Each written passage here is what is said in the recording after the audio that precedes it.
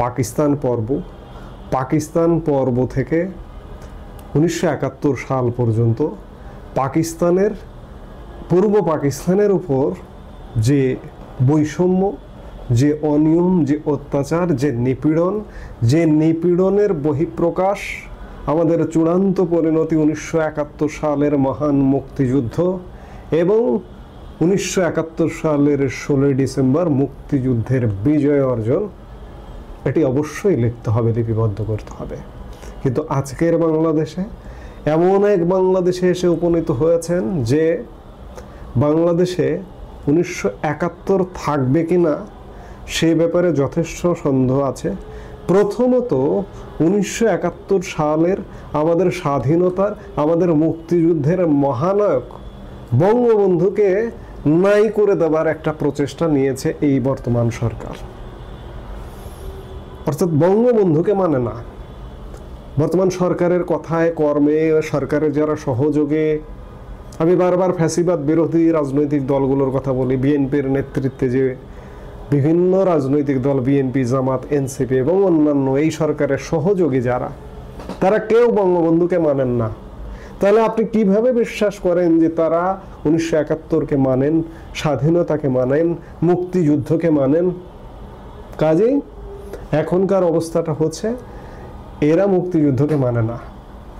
বিএনপির অবস্থাটাও দেখুন যে বিএনপি বঙ্গবন্ধুকে মানে না। যে বঙ্গবন্ধুর নেতৃত্বে জিয়াউর রহমান স্বাধীনতা যুদ্ধে অংশগ্রহণ করেছেন, যে জিয়াউর রহমান বঙ্গবন্ধুর নেতৃত্বে বাংলাদেশের স্বাধীনতা যুদ্ধের একজন সেক্টর কমান্ডার ছিলেন, যে জিয়াউর রহমান বঙ্গবন্ধুর দেয়া খেতাব, বীর উত্তম খেতাব পেয়েছেন, সেই তার দল বিএনপি বঙ্গবন্ধুকে মানে না। বঙ্গবন্ধুকে জিয়াউর রহমানও মেনেছেন। জিয়াউর রহমানের জীবদ্দশায় কোনোদিন কোনো বইপত্রে বা কোনো জায়গায় আমি শুনি নেই যে জিয়াউর রহমান নিজেকে স্বাধীনতার ঘোষক বলে দাবি করেছেন। কিন্তু বিএনপির রাজনীতিতে এটি বহুল প্রচলিত যে স্বাধীনতার ঘোষক জিয়া। এতে করে কি জিয়াউর রহমানকে উচ্চে তোলা হচ্ছে? কিংবা বঙ্গবন্ধুকে কি নিম্নে ফেলানো যাচ্ছে? নিম্নে কি ফেলানো সম্ভব? নিম্নে যে ফেলানো সম্ভব নয় সেটি গত 15 আগস্ট বাংলাদেশের মানুষ দেখিয়েছে। এবং গত 15 আগস্ট সর্বস্তরের মানুষের শ্রদ্ধা জানানো নিয়েও বিএনপির সিনিয়র যুগ্ম মহাসচিব রুহুল কবির রিজভী গতকালকের এক বক্তব্যে কটূক্তি করেছেন শ্রদ্ধা জানানো নিয়ে। অর্থাৎ মোদ্দা কথা, আমাদের 1971, আমাদের 7ই মার্চের বঙ্গবন্ধুর ভাষণ, আমাদের কালুরঘাট বেতার কেন্দ্র, আমাদের মুজিবনগর সরকার, আমাদের স্বাধীন বাংলা বেতার কেন্দ্র, আমাদের 14 ডিসেম্বর, চূড়ান্ত পরিণতি 16 ডিসেম্বর, এগুলো কিচ্ছু থাকবে না।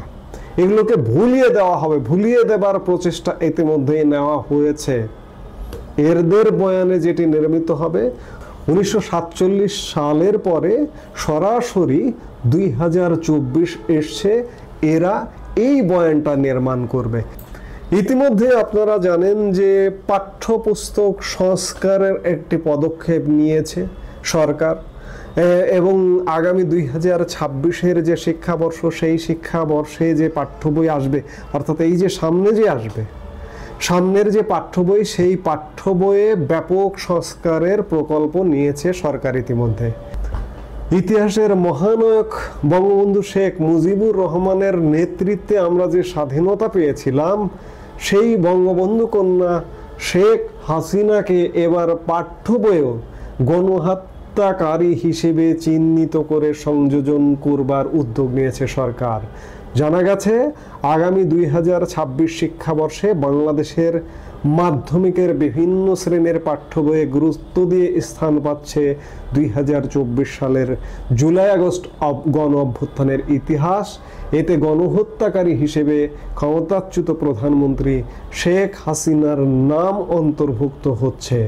জানা গেছে একই সঙ্গে পাঠ্য বইয়ে যুক্ত হচ্ছে গত 4টি সংসদ নির্বাচনের ইতিবৃত্ত, উচ্চ মাধ্যমিক স্তরের পৌরনীতি ও সুশাসন বইয়ে দ্বিতীয় পত্রে 2008 সালের সেনা সমর্থিত নির্বাচন, 2014 সালের ভোটের আগে 154 আসনে বিজয়ী প্রার্থীদের বিনা ভোটের নির্বাচন, 2018 সালের দিনের ভোট রাতেই বাক্স ভর্তি করা এবং 2024 সালে সারা দেশে ডামি নির্বাচনের ইতিবৃত্ত পাণ্ডুলিপিতে যুক্ত করার প্রক্রিয়া শুরু হয়েছে।